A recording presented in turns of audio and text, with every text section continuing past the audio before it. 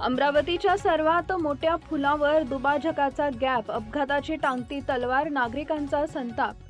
अमरावती शहराच्या विकासाच्या नावाखाली सार्वजनिक बांधकाम विभागाने कोट्यवधी रुपयांचा खर्च करून 4 पुलाची निर्मिती केली। मात्र कामाच्या दर्जात झालेल्या हलगर्जीपणाचा बळी आता सामान्य नागरिक ठरत आहेत। राजकमल चौक ते रेल्वे स्टेशन या मार्गावरील सर्वात मोठ्या पुलाच्या दुभाजकाच्या जोडणीत आलेल्या धोकादायक गॅपमुळे वाहनधारकांचा जीव अक्षरशः धोक्यात आलाय।